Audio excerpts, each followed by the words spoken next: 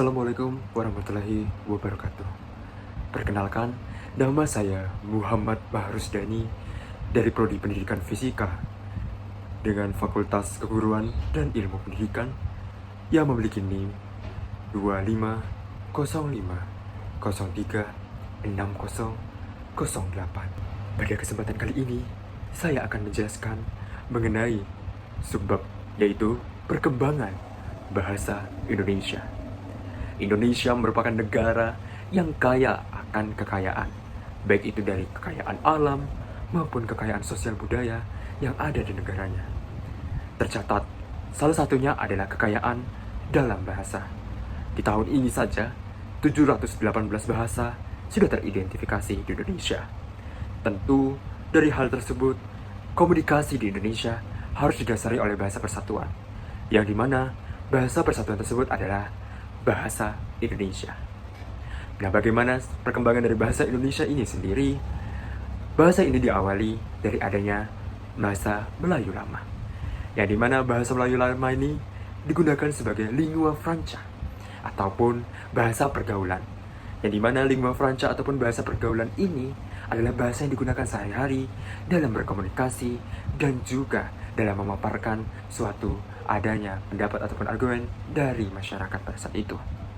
Nah, dari adanya hal ini membuat bahasa Melayu lama digunakan hampir di wilayah Asia Tenggara, tepatnya keseluruhan wilayah Asia Tenggara. Lalu, tentu akan timbul pertanyaan lagi, sejak kapan bahasa Melayu lama digunakan untuk sebagai alat komunikasi para masyarakat? Hal ini diawali pada tahun 683 Masehi. Pada tahun tersebut, di tahun 683 Masehi, tercatat di prasasti yang berada di wilayah Palembang, yaitu prasasti Kedukan Bukit. 1 tahun berselang, di wilayah Palembang juga, di tahun 684, tercatat di prasasti Tulang Tua, bahasa Melayu juga sudah digunakan.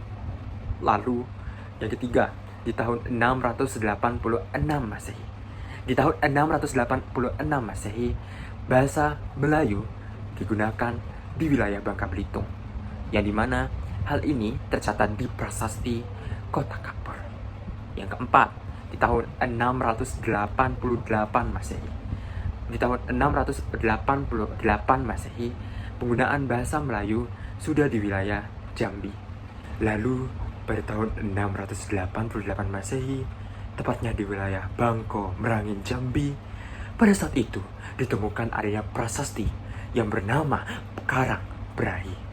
Prasasti Karang Brahi ini mengawali juga di wilayah Jambi sebagai komunikasi dengan bahasa Melayu lama.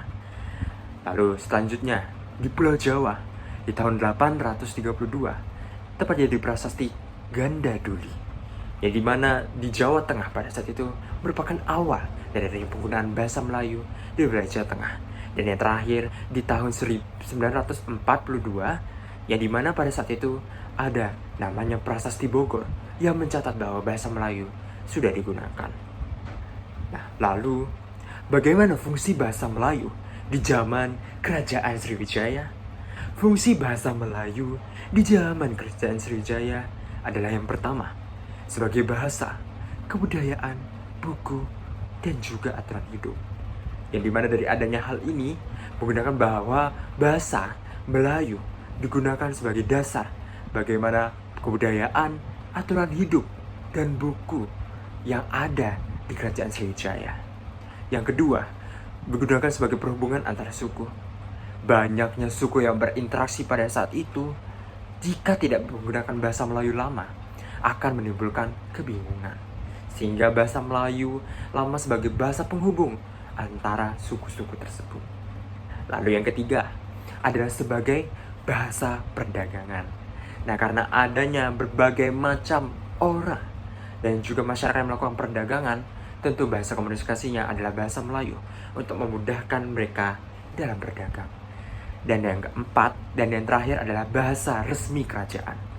Bahasa resmi kerajaan di sini berarti bahwa pada saat mengirim surat ataupun hal-hal yang bersifat kerajaan, bahasa Melayu lah yang digunakan sebagai bahasa yang utama dari adanya kerajaan tersebut untuk berkomunikasi.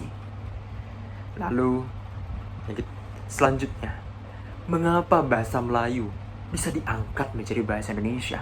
Kenapa tidak bahasa lainnya? Bahasa Jawa, bahasa Bugis, ataupun bahasa-bahasa lainnya? Bahasa Dayak mungkin? Nah, alasan dari hal tersebut adalah yang pertama, tentu semua suku menerima. Penerimaan ini karena bahwa suku-suku tersebut sudah menggunakan bahasa Melayu sejak lama sebagai bahasa perdagangan atau bahasa pergaulan.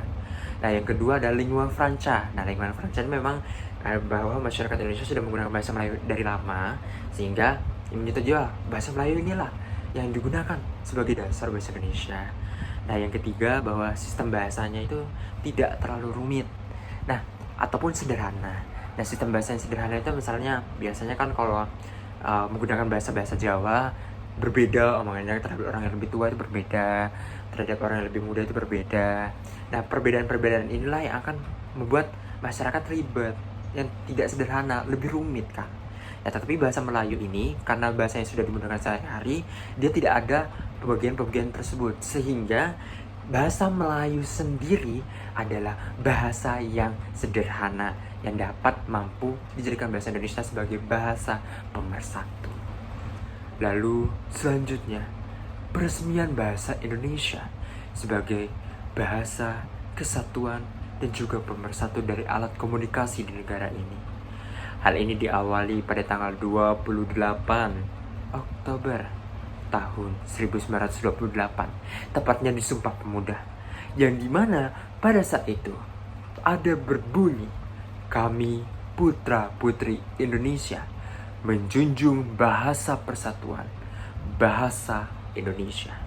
Kata-kata menjunjung bahasa persatuan, hal ini bahwa bahasa ini akan digunakan sebagai alat komunikasi di Indonesia. Tetapi hal ini tentu menimbul pertanyaan. Dari adanya Sumpah Pemuda, pada awalnya dia mengaku bangsa satu, mengaku bertumpah darah. Ada kata-kata satu, mengaku dan satu. Kenapa di sini menjunjung bahasa persatuan? Karena banyaknya bahasa yang ada di Indonesia, dari jika mengaku satu, otomatis cuma mengakui bahwa bahasa Indonesia adalah bahasa yang ada di Indonesia. Nah, hal ini tentu akan timbul bentrok di suku-suku dan ras yang ada di Indonesia. Sehingga dari banyaknya macam bahasa itu pun diganti dan menggunakan kata-kata menjunjung bahasa persatuan sebagai alat komunikasi. Nah, selain itu juga di dalam bab 15 pasal 36, yang dimana di situ terbunyi bahwa bahasa negara ialah bahasa Indonesia. Selanjutnya, kita akan membahas mengenai fungsi bahasa Indonesia. Fungsi bahasa Indonesia yang pertama adalah sebagai bahasa nasionalis. Sebagai bahasa nasionalis, hal yang pertama sebagai fungsi dari bahasa Indonesia adalah lambang kebanggaan bangsa. Seperti yang kita ketahui bahwa di setiap negara yang ada di dunia, tidak semuanya memiliki bahasa. Seperti halnya Singapura yang tidak memiliki bahasa Singapura. Nah, hal ini menunjukkan bahwa kita sebagai masyarakat Indonesia patutlah bangga karena kita memiliki bahasa Indonesia sebagai bahasa pemersatu dan alat komunikasi sehari-hari. Yang kedua adalah identitas nasional. Dengan adanya bahasa Indonesia sebagai bahasa yang digunakan sebagai alat komunikasi, hal itu menunjukkan bahwa bahasa Indonesia berguna sebagai identitas nasional. Lalu yang ketiga adalah alat penghubung masyarakat berbagai suku dan daerah. Dengan adanya bahasa Indonesia dan banyaknya bahasa yang ada di Indonesia sebesar 718 yang sudah teridentifikasi, membuat 718 bahasa itu disatukan menjadi alat komunikasinya adalah bahasa Indonesia. Sehingga dalam berkomunikasi tidak ada lagi kebingungan dalam untuk melakukan adanya transaksi yang bersifat komunikasi. Lalu yang kedua, fungsi dari bahasa Indonesia adalah sebagai bahasa negara. Yang pertama dari adanya sebagai bahasa negara, yaitu bahasa resmi kenegaraan tentunya. Bahasa resmi kenegaraan ini berarti bahwa bahasa Indonesia digunakan dalam berbagai aspek kenegaraan. Yang kedua adalah bahasa pengantar akademik. Penggunaan bahasa Indonesia itu terjadi di wilayah-wilayah akademik, yaitu sekolah, kampus, dan lain sebagainya sebagai bahasa utama yang digunakan di akademik, bidang akademik. Yang ketiga adalah alat penghubung tingkat nasional. Hal ini berartian bahwa bahasa Indonesia sebagai penghubung tingkat nasional dalam berkomunikasi.